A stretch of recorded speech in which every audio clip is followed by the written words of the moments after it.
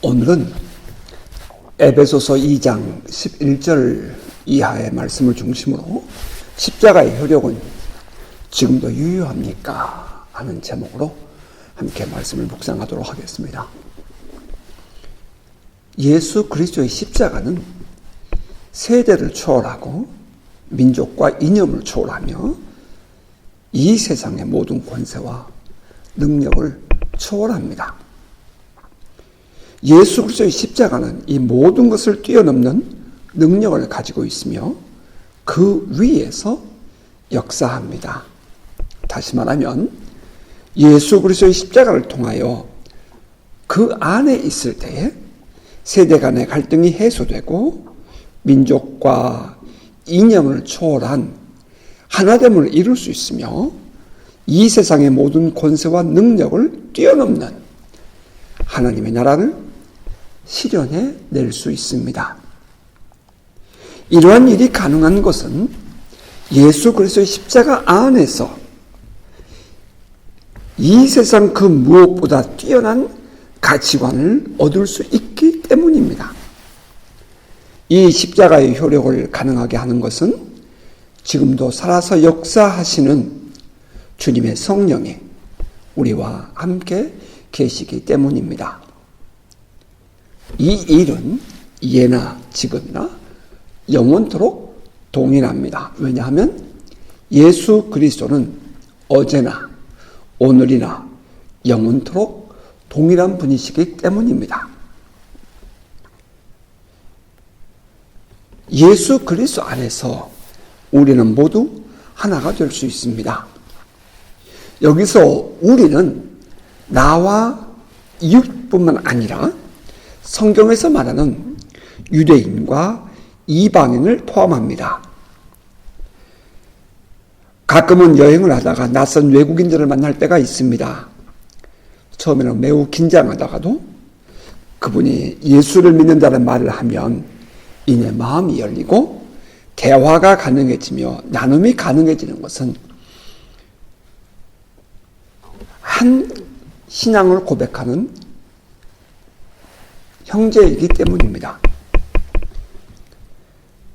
서로에 대해서 낯설고 아는 바가 없어도 단순히 예수를 믿는다는 그 말 한마디, 거기에 성령의 은혜 안에서 경험한 간증을 서로가 나누게 된다면 우리는 더욱 가까운 형제애 같은 것을 느끼게 됩니다.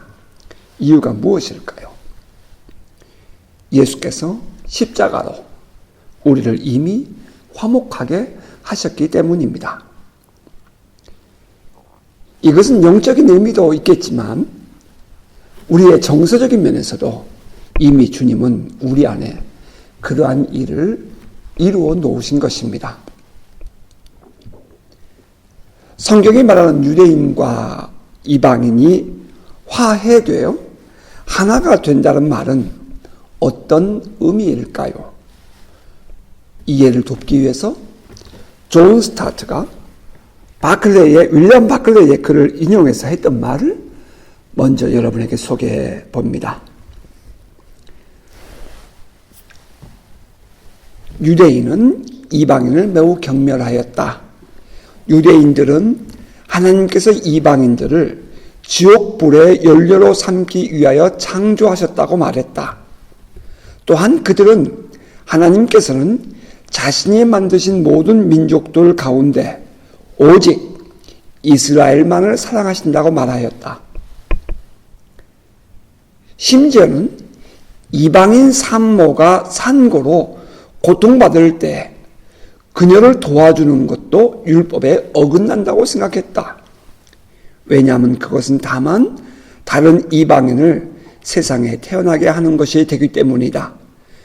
그리스도께서 오시기까지 이방인들은 유대인에게 경멸의 대상이었다. 그들 사이의 장벽은 절대적이었다. 만일 유대인 청년이 이방인 처녀와 결혼하거나 또는 유대인 처녀가 이방인 청년과 결혼하면 그 유대인 청년 또는 처녀의 장례식이 치러졌다. 이방인과의 그러한 교제는 죽음과 같은 것이었다. 유대인이 이방에 대하여 갖는 그 혐오감은 상상할 수 없을 정도였습니다. 유대인들에게 있어서 이방인과 하나가 된다는 것은 절대로 받아들일 수 없는 일이었지요. 이러한 편견은 단순히 그들의 삶의 현장에서만 경험된 것이 아니었답니다. 이것은 유대인의 성전에서 더욱 뚜렷하게 구분되었습니다.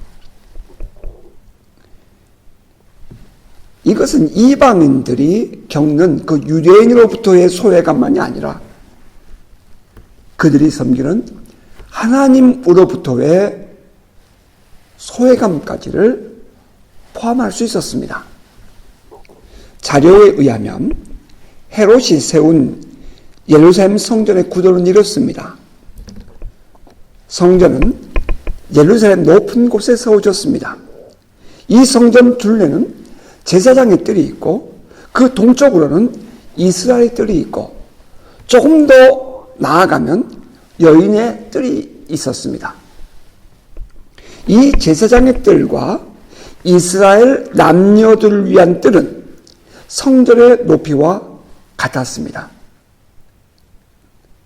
그런데 여기서부터 5계단을 내려오면 벽이 있고 벽의 또 한쪽으로 또다시 14계단을 내려가면 다른 벽이 또 하나 있는데 그 너머가 이방인들의 바깥뜰이었다고 합니다. 이것은 성전과 그 안뜰, 그 바로 오른쪽에 있는 넓은 뜰이었습니다. 이방인들은 이 뜰에서 성전을 쳐다볼 수 있었습니다. 하지만 성전에는 절대로 가까이 갈 수 없었습니다. 이방인들은 둘러싸인 벽 때문에 성전으로부터 차단되었습니다. 한 가지 더 놀라운 일은 이 벽이 1.5m가량으로 둘러싸인 장벽인데 그곳에는 헬라어와 라틴어로 이러한 경고문이 붙어 있었다고 합니다. 이 벽을 넘는 자는 죽임을 당하리라. 유명한 이스라엘의 요세푸스라는 유대 역사학자가 기록한 글에도 이러한 내용이 들어 있었습니다. 유대 고대사라는 그의 책에는 돌담으로 둘러싸여 분리되어 있었으며 그 돌담에는 이방인이 들어가면 죽임을 당할 것이라는 글이 새겨 있었다라고 기록되어 있습니다. 이것이 유대인들이 갖는 이방인에 대한 편견이었고 신앙 안에서 이방인들이 겪는 소외감이었습니다. 그런데 이들이 하나가 될 수 있다는 것이 말이 됩니까? 상상조차 불가능한 일이었습니다. 그러한 생각을 가진 사람들이 바로 유대인들입니다. 예수의 제자들도 마찬가지였죠. 우리는 그저 단순하게 고넬료의 집에 갔던 베드로를 생각해서는 안 됩니다. 그리고 그가 고넬료의 집에서 머물렀다는 사실을 알게 된 예루살렘 교회의 성도들이 흥분하고 분노했다는 이야기를 그냥 쉽게 읽어 내려가서는 안 되는 것입니다. 뿐만 아니라 사도 바울이 이방인들에게 가서 복음을 전하고 또 이방인들도 교회 안에 들어오는 것을 허락했다는 것이 예루살렘 교회에 들려졌을 때에 그들이 겪었을 혼란도 우리는 그냥 쉽게 넘어가서는 안 되는 이유가 여기에 있는 것입니다. 이것은 단순히 할례를 받고 안 받고 율법을 따르고 안 따르고 그런 문제가 아니었습니다. 교회 안에 들어오는 이방인들을 그나마 허락해 줄 수밖에 없는 입장에서 그들은 할례와 율법이라는 이 마지노선을 그어서 이방인들에게 요구했던 것입니다. 그런데 사도 바울은 이것조차도 뛰어넘는 하나님의 나라와 예수 그리스도의 복음을 전했다는 것입니다.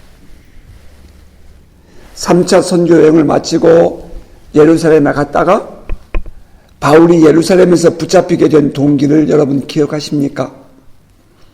사도행전 21장 27절부터 29절까지의 말씀을 보면 사도 바울이 3차 선교 여행을 마치고 마게도냐와 아가야 지방에서 성도들이 모아준 그 연보를 가지고 예루살렘을 방문할 때에 그가 예루살렘에서 일주일쯤 되었을 때에 겪은 그러한 일입니다. 사도 바울이 예루살렘을 방문할 때에 그는 에베소에서 드로피모라는 한 사람을 데리고 갑니다. 이 드로피모와 함께 사도 바울이 예루살렘 시내에 다니는 것을 아시아에서 온 유대인들이 보았습니다. 그런데 7째 되는 날 사도 바울이 예루살렘 성전 안에 들어갔을 때에 그들은 소리를 지르며 외쳤습니다. 이스라엘 사람들아 도우라. 이 사람은 각처에서 우리 백성과 율법과 이곳을 비방하여 모든 사람을 가르치는 그 자인데 또 헬라인을 데리고 성전에 들어가서 이 거룩한 곳을 더럽혔다라고 했습니다. 에베소 사람 드로비모가 성전에 들어간 것으로 생각되었기 때문입니다. 하지만 사도 바울은 단순히 시내만 함께 다녔습니다. 그런데 사람들은 이 아시아에서 온 유대인들의 말을 듣고 분노하며 소동을 했다고 말했습니다. 그리고 그들은 사도 바울을 붙잡아서 예루살렘 성전 밖으로 끌고 갔고 그리고 그를 죽이려고 했습니다. 왜 그렇게 예루살렘 유대인들이 소동하였는지 이제 우리는 좀 더 이해할 수 있을 것 같습니다. 왜냐하면 당시에 유대인들이 가지고 있는 그 생각, 그들의 마음을 이제는 이해할 수 있기 때문입니다. 그때에 사도 바울이 유대인들에게 붙잡히게 되었던 이유가 바로 이 드로비모, 에베소 출신의 이방인 때문이었습니다. 자, 여기서 오늘의 본문으로 돌아가 보려고 합니다. 여러분 다 같이 성경 11절 12절을 보시기 바랍니다. 그러므로 생각하라. 너희는 그때에 육체로는 이방인이요 손으로 육체에 행한 할례를 받은 무리라 칭하는 자들로부터 할례를 받지 않은 무리라 칭함을 받는 자들이라. 그때 너희는 그리스도 밖에 있었고 이스라엘 나라 밖의 사람이라. 약속의 언약들에 대하여는 외인이요 세상에서 소망이 없고 하나님도 없는 자이더니.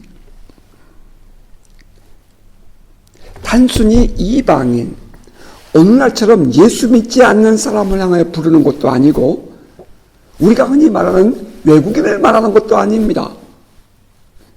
당시 이방인이라고 하는 말은 참으로 뼈아픈 의미가 그 속에 들어 있었습니다.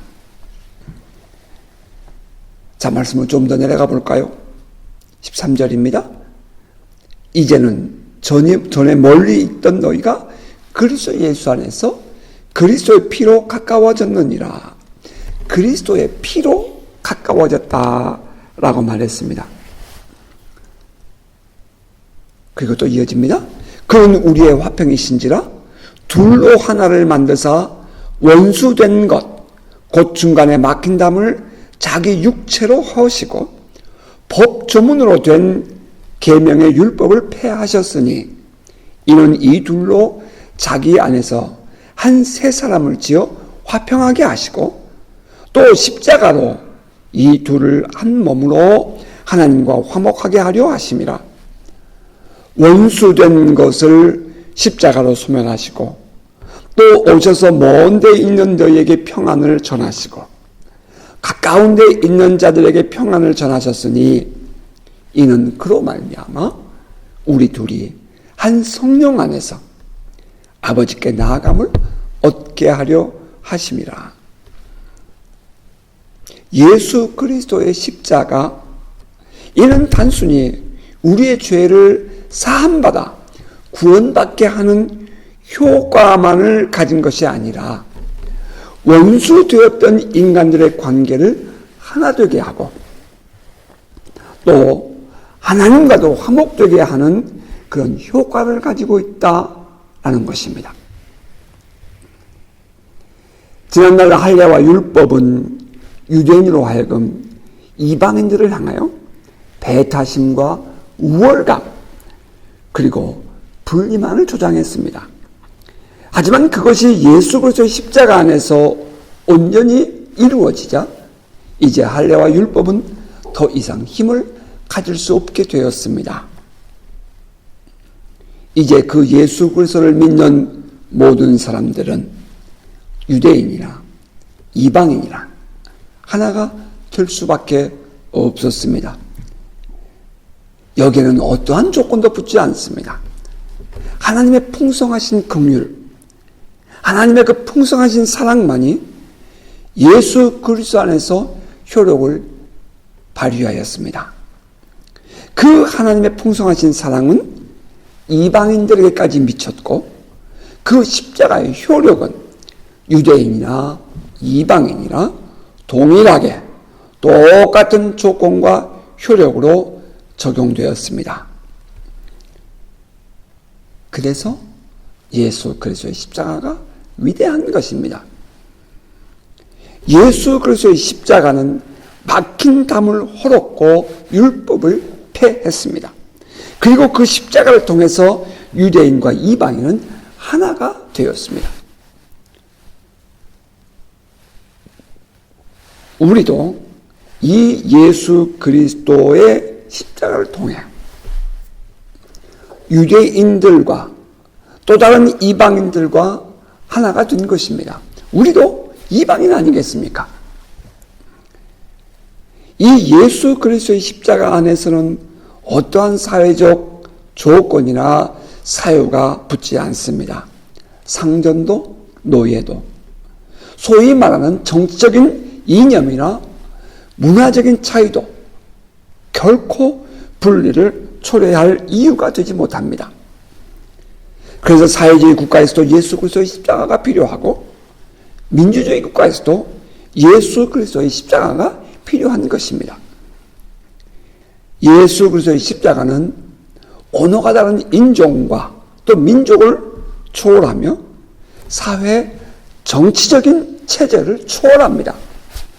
오직 예수 그리스도의 십자가만이 유일한 평화, 화평의 길입니다. 성경은 이렇게 말합니다. 이는 그로 말미암아 우리 둘이 한 성령 안에서 아버지께 나아감을 얻게 하려 하심이라. 한 성령 안에서 by one spirit. 베드로가 이방인 고넬료의 집에 가는 것은 당시에 고정관념을 뛰어넘는 행동이었습니다. 도저히 받아들일 수 없는 획기적인 일이었죠.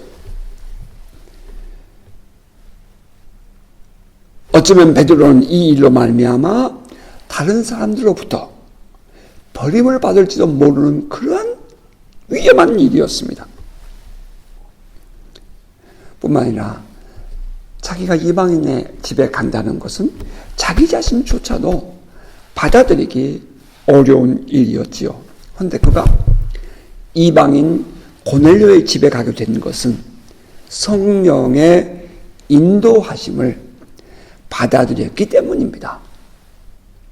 그리고 그 집에서 복음을 전하고 그들에게 세례를 베풀고 그 집에 머물렀던 것도 성령께서 그들에게 임하심을 보았기 때문입니다. 다시 말하면 성령이 이스라엘 사람들에게만 임하는 것이 아니라 이방인에게도 임하는 것을 보면서 바울은 하나님이 하셨다는 사실을, 베드로는 하나님이 하시고 계신다는 사실을 받아들인 것입니다.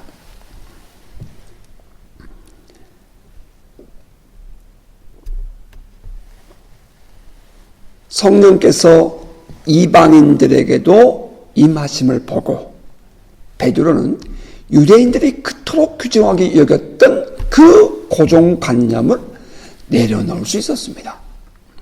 아울러서 예루살렘 교회의 장로들도 사도 바울이 보고하는 성령께서 이방인들에게도 복음의 문을 여셨다는 사실을 인정하고 받아들였을 때에 1차 예루살렘 종교회의는 예루살렘 교회와 이방인 교회들이 하나가 될 수 있다는 사실을 받아들이게 되는 것입니다.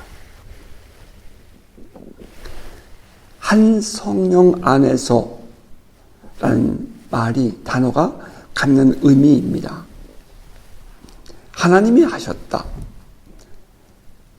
한 성령님이 하셨다. 하는 데에서 그들은 모두가 자기들의 주장과 고집을 내려놓고 주님께 복종하였습니다. 그들은 지금까지 모든 고정관념을 하나님이 하셨다 하는 그 신앙의 고백 안에서 내려놓은 것입니다. 어쩌면 오늘 시대를 살아가는 우리들에게 정말 필요한 그런 신앙적 삶이 아닐까요? 자, 이어서 사도 바울은 이렇게 말합니다. 19절 20절입니다. 그러므로 이제부터 너희는 외인도 아니요 나그네도 아니요 오직 성도들과 동일한 시민이요 하나님의 권속이라. 너희는 사도들과 선지자들의 터 위에 세우심을 입은 자라. 그리스도 예수께서 친히 모퉁이 돌이 되셨느니라. 자, 그러므로 라는 이 단어는 그렇다면 이라는 말로 대치될 수 있습니다. 예수 그리스도의 십자가로 하나가 되고 한 성령 안에서 하나가 되어 하나님 아버지께 나아가는 우리가 되었으니, 자, 그렇다면 이제부터 너희는 외인도 아니고 나그네도 아니며 오직 성도들과 동일한 시민이고 하나님의 권속이다. 따라서 이제 너희의 에베소 성도들도 더 이상은 이방인이라는 이름 아래 있어야 할 이유가 없는 사람들이니 사도들과 선자들의 터 위에 세우심을 받은 자들이고 그리스도 예수 안에서 그리스도 예수께서 친히 모퉁이 돌이 된 교회의 성도들이다 라고 말한 것입니다. 에베소 지역에 있는 교회도 그리스도 예수가 친히 모퉁이 돌 되어 세우신 교회라는 이 말은 매우 중요한 신앙적 의미가 있었습니다. 그들은 더 이상 이방인들이 아니었습니다. 사도 바울에게 있어서 에베소 교회는 매우 의미 있는 교회였지요. 방문해서 그들과 함께 예배드리고 싶어도 가지 못해서 늘 마음으로만 안타까워하며 기도하는 사도의 입장에서 에베소 교회와 성도들을 향한 그의 애정은 남달랐습니다. 헤어지면서 마지막으로 장로들을 불러서 권면하던 사도 바울의 심정을 우리는 이미 사도행전 20장에서 살펴본 바가 있습니다. 내가 떠난 후에 사나운 이리가 여러분에게 들어와서 그 양떼를 아끼지 아니하며 또한 여러분 중에서도 제자들을 끌어 자기를 따르게 하려고 어그러진 말을 하는 사람들이 일어날 줄을 내가 아노라. 그러므로 여러분이 일깨어 내가 3년이나 밤낮 쉬지 않고 눈물로 각 사람을 훈계하던 것을 기억하라. 지금 내가 여러분을 주와 및 그 은혜의 말씀에 부탁하노니 그 말씀이 여러분을 능히 든든히 세우사 거룩하게 하심을 입은 모든 자 가운데서 기업이 있게 하시리라. 그리고 함께 그들과 무릎을 꿇고 기도한 후 사도와 성도들은 함께 목을 끌어안고 울면서 이제 헤어짐을 갖게 됩니다. 불과 이 서신이 쓰여지기 3년 전의 일이었습니다. 사도는 그 에베소 교회 성도들에게 이렇게 말합니다. 그러므로 이제부터 너희는 외인도 아니요 나그네도 아니요 오직 성도들과 동일한 시민이요 하나님의 권석이라. 너희는 사도들과 선지자들의 터 위에 세우심을 입은 자라. 그리스도 예수께서 친히 모퉁이 돌이 되셨느니라.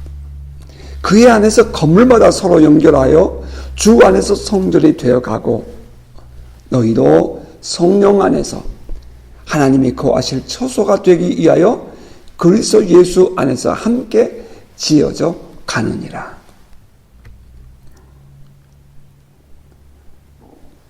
교회는 예수 그리스도가 모퉁이 돌이 되어 세워집니다. 모퉁이 돌이란 건물을 세울 때에 기초가 되는 그 코너스톤을 말합니다. 우리 한국식의 건물을 세운 후에 어느 한 벽에다가 붙이거나 아니면 그 뜰락에다가 세워놓는 그런 모퉁이 돌 혹은 머릿돌이 아닙니다. 당시의 건물 양식으로 모퉁이 돌은 건물을 세우기 위하여 먼저 박아놓는 기초석을 말합니다. 그 기초석이 든든해야 큰 기둥, 돌 기둥이 세워질 수 있는 것입니다. 예수 그리스도가 모퉁이 돌이 되었다는 것은 교회의 기초석이 예수 그리스도라 하는 말입니다. 예수 그리스도를 믿는 신앙을 기초로 교회는 세워집니다. 그곳에 모인 성도들은 모두가 한 가지의 신앙 고백만 있을 뿐입니다. 예수가 그리스도다. 예수가 우리를 구원하러 오신 그리스도다 하는 것입니다. 당시 지중해변에 모든 이방인 지역에 세워진 교회는 공통적인 한 고백을 했으니 예수는 그리스도다. 예수 그리스도 하나님의 아들이라는 것입니다. 그리고 보면 22절에 보면 너희도 마지막 절에 보면 너희도 성령 안에서 하나님의 거하실 처소가 되기 위하여라고 했습니다. 너희도 라고 했어요. 예수 그리스도를 중심으로 교회가 세워져 가는데 너희도 그 그리스도 예수 안에서 함께 지어져 간다라고 말한 것입니다. 너희도 성령 안에서 하나님이 거하실 처소가 되기 위하여 그리스도 예수 안에서 함께 지어져 가느니라. 성령 안에서 하나님의 거하실 처소, 이것이 교회입니다. 하나님이 성령 안에서 거하신다. 이 드웰이라는 단어는 함께 머물며 산다 이 말입니다. 하나님께서 성령 안에서 거하시고 성도들이 함께 그 하나님을 예배하는 곳, 이것이 교회입니다. 그러한 성령 안에서 하나님의 거하시는 집이 되기 위하여 그리스도 예수 안에서 세워지는 곳이 교회인 것입니다. 사도들과 선지자들의 터 위에 세우심을 입은 자라는 말은 이미 우리가 아는 바대로 사도 바울과 선지자 브리스길라와 아굴라가 가르친 그 복음 위에 세움을 받는다는 것을 의미합니다. 그 사도와 선지자들의 이 닦아놓은 터라는 것은 사도와 선지자들의 가르침 위에 세워졌다 이 말입니다. 그 가르침이라는 것이 그 속에 반드시 이해되어야 합니다. 그리고 또 앞으로 이 교회는 사도 요한과 목회자 디모데의 가르침과 돌봄에 의해서 계속해서 세움을 받게 될 것을 의미한 것입니다. 교회는 하나님께서 세우시는 새로운 사회, 새로운 공동체입니다. 오늘의 본문에는 좀 독특한 시제 표현이 들어 있습니다. 그때라는 것과 이제는 이라는 시제, 그리고 이제부터라는 시제입니다. 11절과 12절에 보면 그때라는 과거를 말하고 있습니다. 그때가 언제입니까? 유대인과 이방인의 구분이 있을 때, 곧 분리와 배타심이 주장하던 때, 이때는 예수 그리스도의 십자가가 있기 이전이었습니다. 그리고 13절에 이제는 이라고 말하는데, 바로 그 이제는 이라는 데는 예수 그리스도의 십자가 안에서 하나됨이 이루어지는 때를 의미하지요. 예수 그리스도의 십자가로 말미암아 유대인과 이방인은 하나가 되었고 원수가 화목되었습니다. 율법으로 분리가 주장된 것을 예수 그리스도의 십자가가 하나됨을 이루었습니다. 그리고 이제부터는 성령 안에서 하나됨을 이루어가며 교회가 세워진다라고 사도는 말합니다. 과거에는 분리되었던 유대인과 이방인이 예수 그리스도 안에서 하나가 되었고, 그 이후 하나된 이들은 한 성령 안에서 하나님을 섬김에도 하나가 되고 교회를 세워감에도 하나가 된다 하는 말입니다. 이 그리스도 예수 안에서 성령으로 세워져가는 교회 공동체, 이것이 하나님이 성령 안에서 세워가시는 새로운 사회의 형태인 것입니다.